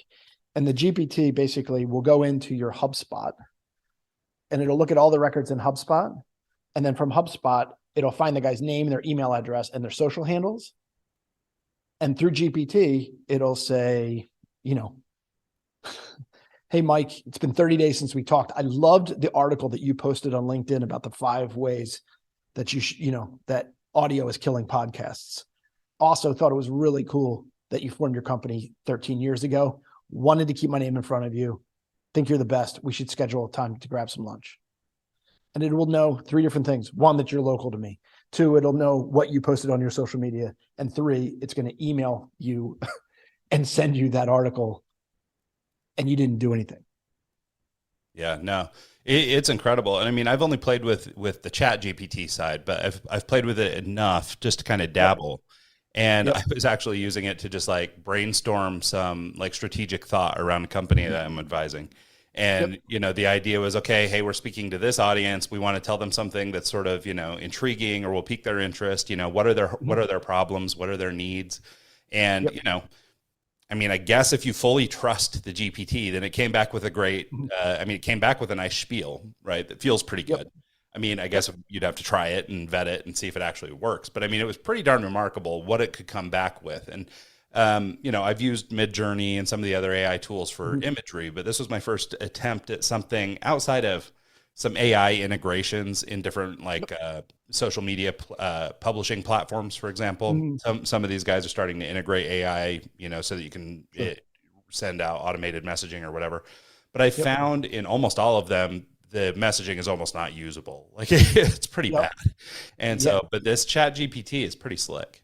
It's pretty slick, and to be able to stay contextual and hone, I think is really cool. I mean, I'll say 2 things, and I want to make sure that I'm afraid that you and I are the 3 of us, we're going to progress in the conversation. And I'm going to miss some of these critical things, and I think that this has to be known. The first thing is that in 1903, the Wright brothers flew the plane 10 feet off the ground for about 100 yards. Totally innovative. Blew all their competition away. In 1969, we landed on the moon. So in only 66 years, like that's a big jump in 66 years. We're doing this AI stuff is coming, but it's not coming in years. It's coming in weeks and months. Okay. Cause you have ChatGPT 4, you have GPT-4 coming out. Google has Palm. I don't know how they pronounce it, but it's spelled PALM. They're going to have their AI. All that stuff is it's all coming out so rapid fire. And so the speed of technology is crazy. And so when I think of ChatGPT, I'm like, it doesn't do everything I want and everything I hoped, but I'm telling you, this is what AI looks like when you're flying at 10 feet off the ground. Yeah.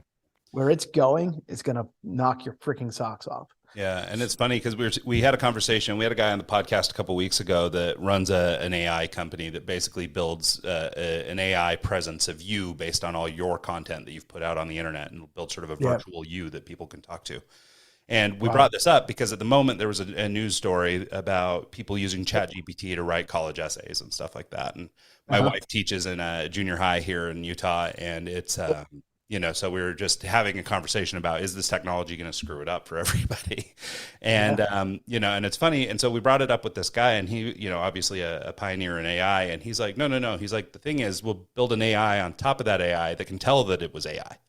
Like, he's like, it'll just get better. It'll layer and layer and layer. And eventually you'll have AIs that can read the AI and recognize that it's AI so that you don't have to worry about it. So we're already there in the aspect of, and brings me to my second point, is that my fear of this AI phase that we're in right now is the over adoption and overreaction to what it really is. So it should be a tool that assists you, but it shouldn't be a tool that replaces what you do. So what I'm seeing is a ton of people that are jumping out, going into the content marketing game, writing tons of stuff for their website. But OpenAI, you can even check out their website.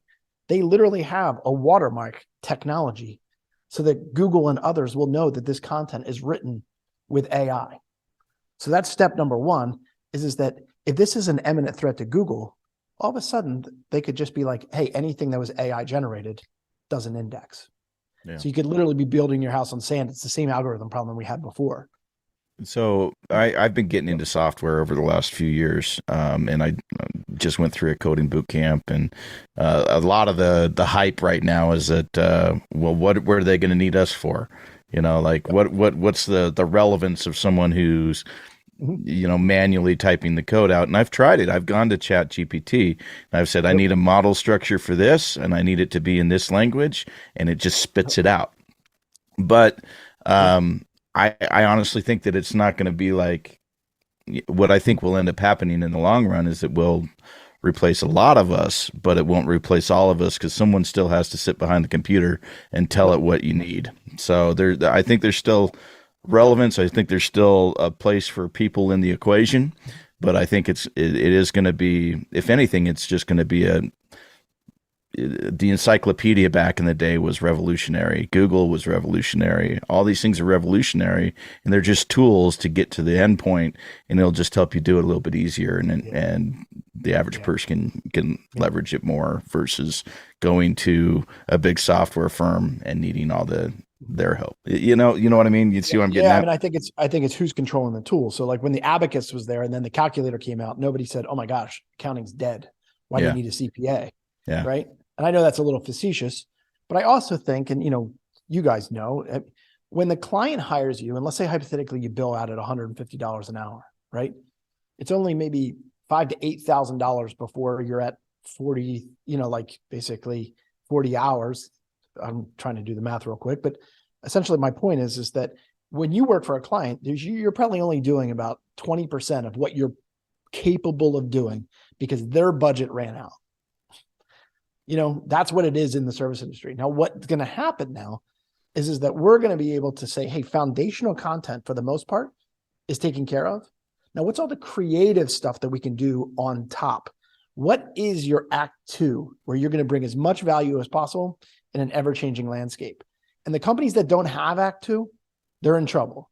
But the companies that do have an act two, and they're always dreaming about how do I use that tool to make even more creative value, those are the companies that are going to crush it. And they're going to use those tools as an asset, not a replacement.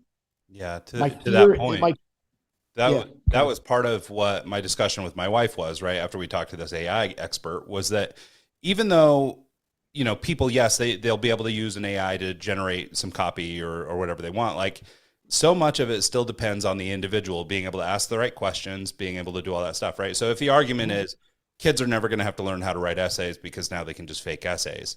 It's like, well, no, they still have to have the foundational knowledge and even foundational like grammar knowledge to be able to take that, thing that the AI spit out and make sure that it's grammatically accurate. And, there's still a lot of skills that you're going to have to correct that stuff. And, for people that have used Midjourney or similar AI platforms for graphics, I mean, it's like speaking in code to get it to actually generate what you want it to generate, right? Yeah. So it still requires kind of creative thinking and all the things that it would take to create that asset yourself, but now you're just using a different tool. So I think that, to your point about a second act, or people being able to do that. I mean, yes, one thing is this technology is coming around, but the people who can truly master it and use it to their own success and the success of their clients are going to be the ones that stand out. Yep.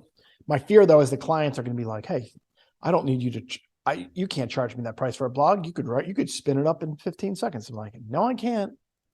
No, I can't. Well, and there's also sort of the aspect of core knowledge, right? I mean, yes, even if you could do it in 15 minutes, well, I can do it in 15 minutes because I've been doing it for 20 years. You go ahead and try. And if you want to, take a shot at doing it yourself, you can. I mean, the reason you bring on an expert is because of their expertise. It's not because of their ability to use a tool, for example.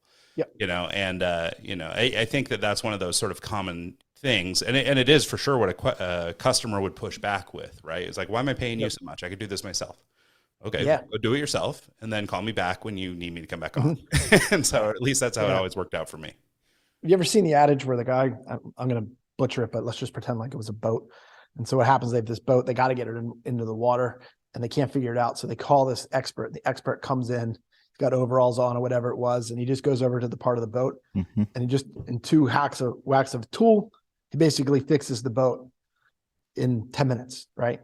And then all of a sudden they give an invoice, and he gives an invoice for $20,000. And the guy's like, $20,000? I've been here for 2 minutes. And he goes, no, the $20 was for like basically using my hammer and tapping it to make sure that it was right. The other $18,000 or whatever that was, my math's already off, but let's pretend it was 18. The other $18,000 was the 25 years it took me to know the exact spot where to hit. Yeah. So all of the tribal knowledge, all the all of that stuff, it wasn't born overnight. It was born out of 10,000 hours of doing it wrong to figure out how to do it right so that you get to win in 5 seconds. All right. That was Chris Carr, episode 294. And I apologize if we scared you about the advertising abilities of AI. Yeah, I just listened to that again, and now I'm creeped out all over again. I'm going to go mute my phone and throw it in a lake. Anyways, up next, and last but not least, definitely not least, he's actually best of show. Ryan, we need to change that. I instantly pictured a horse. Okay, we got Jeffrey Madoff. The other hand, episode 315 wasn't very much. He's mine. got an amazing history, so and I was the conversation was just boutique great. in Madison. He worked in the fashion industry for a long time. I could always draw, and if my awesome parents encouraged me drawing. So tune in. Encouraged me to Here's Jeffrey. Go forth with any expression that I wanted. So I always wrote short stories. I wrote comic strips, drew them, and wrote the storylines. My parents had retail stores, so they would bring home, when they saw that I loved drawing since I was a little kid, they brought home big sheets of craft paper that they would wrap packages in, and I could draw on those. I could put anything on the walls in my room that I wanted. That was like my space. And so I was always encouraged, which was a huge, huge leg up in terms of whatever it is I wanted to do, because they imbued me to have a certain confidence in what I was doing. So I wasn't reluctant to put it out there. And so in the store, I often wonder, because he called me at the store. This was before cell phones. So he called me at the store because it was a very casual place. I mean, we sold rolling papers and hash pipes at the checkout counter, along with T-shirts, and all the bands that would come through Madison would come into the store because we had cool stuff. And I did the buying for the store. So I'd find interesting, eclectic merchandise and so on. And because I could draw, I felt like, well, I see what sells. I could do this. And I had nothing else in mind. I was just working at the store. So when the idea came about to come up with something that could earn more than bank interest, I thought, why not start a clothing company? It was as available to me as anything else. It's a good thing I didn't say, I'll start a satellite company. I mean, it wasn't something like that. And I was also fortunate to have a built-in test market, which was our own customers. So when I designed some things and had the sewers who did alterations for us, put some things together, put them on the rack in the store, they sold out immediately. Designed a few more things, put them on the rack, sold them out immediately again. So I thought, well, there's something here. I have proof of concept. People that I don't know are actually worth, are willing to pay money to buy what I'm doing. And after 2 or 3 times we're just replenishing our racks with, not a lot of pieces, maybe a couple dozen, and they kept selling out. I designed a whole line of clothes and put them in a suitcase, strapped it on the back of my motorcycle, and drove to Chicago. And went to 18 boutiques. I think I sold 14 or 15 of them. All of a sudden, I had like $50,000 worth of orders, which in those days, that was a lot. Like right out of the box, that's almost like $500,000 worth of orders. So it was nuts. What I hadn't thought of was, how am I going to actually manufacture this stuff? Getting the sales was easy. How am I going to make it and get it out there? And it was a very interesting time. We're talking about like 1970, 71. My hair was I had hair and it was down to my shoulders. And, young people weren't doing there wasn't a concept of startups. That just wasn't a thing then. And I was fortunate, although I met a number of people who did not want to do business with me because they didn't think I had any money. I met some really good people who were amused in a good way about the novelty of this kid starting a business. And so they were helpful. And I have kind of insatiable curiosity about things. And, when I went to one of the first people that actually had a meeting with me, one of the fabric salespersons, he said to me, so do you have a contractor? You have a lot of orders here. Do you have a contractor? And I said, no. What's a contractor? And, a contractor is somebody who makes the clothes, working at a sewing shop. And so he said, I've got a friend, and I think that you two should meet. I think he can help you out. And this is bringing back some memories, because I then drove to Montello, Wisconsin, very small town. And as I pull up on my motorcycle, and I'm wearing a black motorcycle jacket, jeans, boots, and the guy's name was Jerry Berger, and Jerry has since passed away. But he's standing on like the outside the front door of his factory, which was no huge factory, but he employed about, 70 people or so. And he's got a cigarette hanging out of the corner of his mouth. And he goes, so you're the designer? I said, yeah. And he said, all right, come on in. And I go in, and I open up the suitcase, and he's looking at the stuff. The cigarette ash is falling into my sample case, And he goes, did you design this shit? I said, yeah, I did. People actually bought this? I said, yeah, they did. And I showed him my orders, and he goes, balls. With me making your shit, you're going to become rich. And he was a great guy and taught me a lot and connected me with other manufacturers. And before too long, I was employing 120 people. I had 2 factories going. I had an office in New York. I was chosen one of the top 10 young designers in the United States, which wasn't a big deal. It's much more impressive than it sounds, because I think there were only 8 of us. I don't know that they could round out the top 10. But, I was on my way. Started doing shows in New York, the trade shows and so on, and selling to stores all over the country.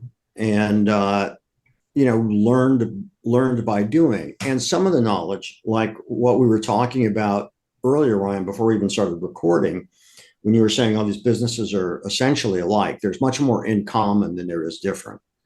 And that's correct. And I had enough native intelligence, along with experience in selling clothes and knowing the difference between wholesale and retail and certain things like that, and I was also just hungry to learn, because that was survival. Learning was survival. If I didn't figure this stuff out, I'd be out of business.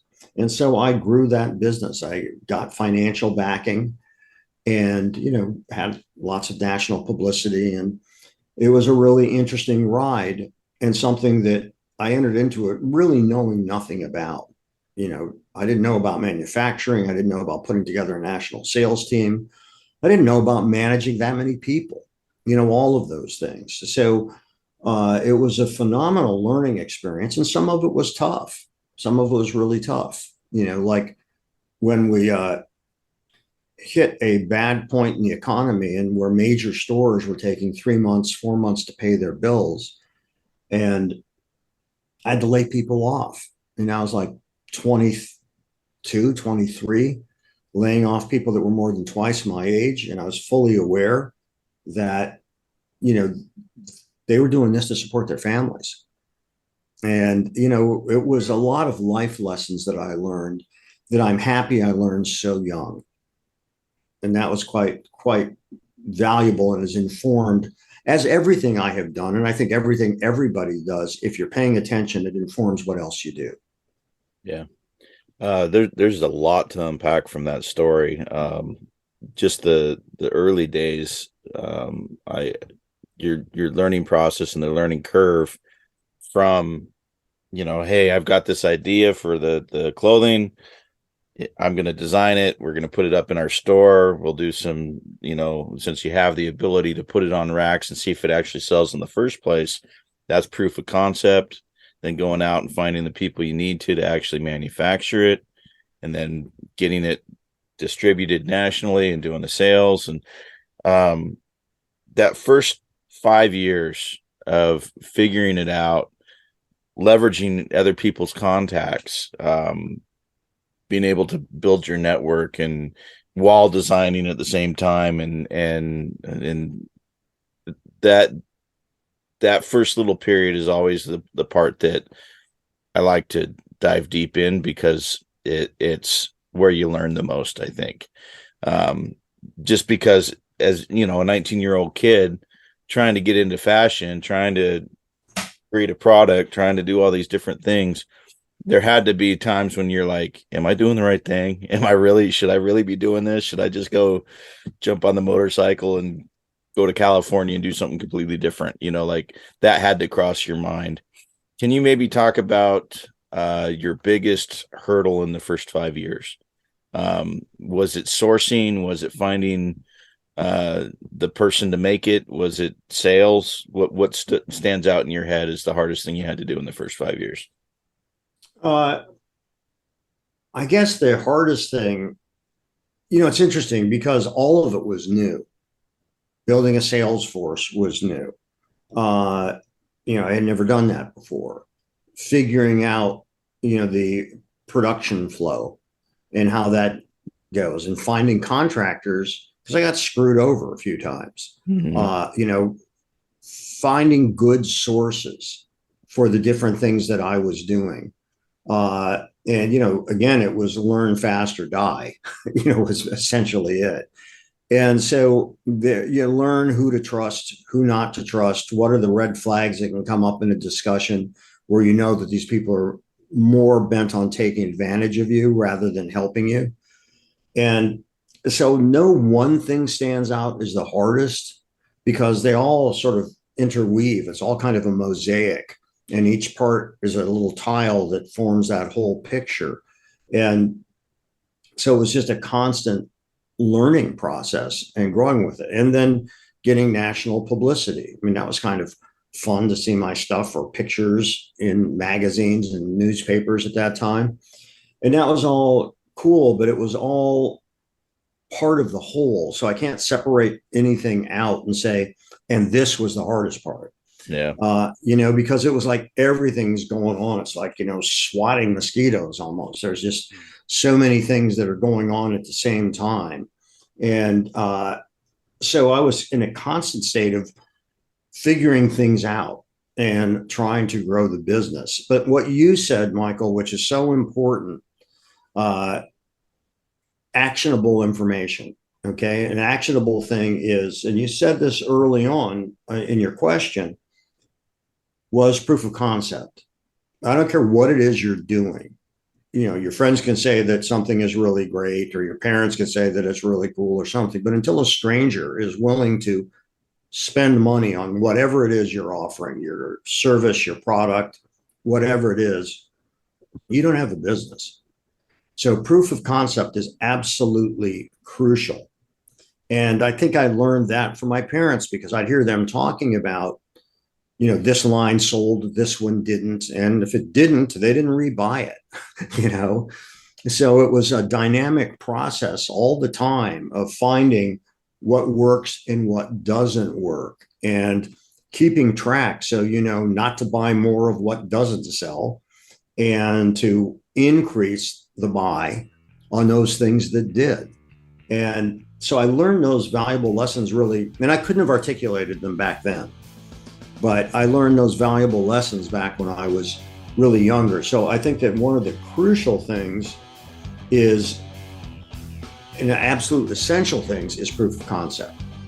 How do you know that you've actually got a business? And the only way you know is if there are people that you don't know that have no interest in you or your well-being, like what you're offering well enough to pay for it. Then you've got a shot at creating a business.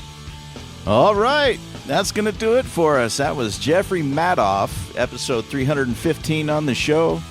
And as you could tell, he has a very lengthy career, and he's done a lot of really cool things. And so he was our best of show for the year. Thank you, Jeffrey, for making time for us and talking with us. And there's so many more amazing guests that we've had on, and it's hard to just, you know, play 5 episodes and say, hey, these are our favorites. Because really every single one I learned something new, and it if anything, this podcast is a great education for me and Ryan. I know I've learned a ton over the last 5-6 years we've been doing this, and I know Ryan has as well. And so we first and foremost want to thank our guests and everyone that's come on the show to share your knowledge with us. And secondly, want to thank everyone that listens to the show. I hope that we can, you know, share knowledge with you, and it helps you, because that's what we're doing this for. If it wasn't for that, we wouldn't record it. We would just have conversations with people and try and learn from them. But it's nice to be able to share these nuggets of knowledge with everyone. So thank you for tuning in. If you haven't done so yet, please, we don't do this very often. We don't like to plug ourselves, and we should be better at this. But if you could go to our YouTube channel, our website, follow us on your podcast player, and leave comments. If you agree with something, great. If you disagree, even better, because that just feeds the comment generator. And really, that's what we need right now, is we need the interaction. We need people to leave comments and start a conversation just to help the algorithm and help our show move up, because we would appreciate that. So if you do enjoy what you hear and you do enjoy this show, just give us a like and a follow and a comment. That's payment enough. We thought about doing Patreon, but we haven't done it. That's not what we're doing this for. We're doing this for the knowledge and for the connections that we can make with amazing people around the world. When else would I have a chance to talk to people like Robert Patton and Kurt Uhler and Jeff and Basim? These guys are amazing, and the depth of knowledge that they have, I feel like I could just talk all day with them, but trying to get it out in just an hour, it's really hard. So thanks again to everyone. Hope you guys had a good holiday season. Happy New Year 2024. We're going to keep doing it. We got a lot of cool interviews coming up. We got a throwback. We got a repeat customer coming back soon. So we'll have to... I'm not going to drop the name yet, but it's a good one. He actually sold his business for a lot of money. He was acquired after we talked to him, and now he's doing a new thing. So it'll be interesting to talk about the acquisition, how things changed, and what he's doing now. So anyways, hope you guys are doing well. Happy New Year. Thanks for listening.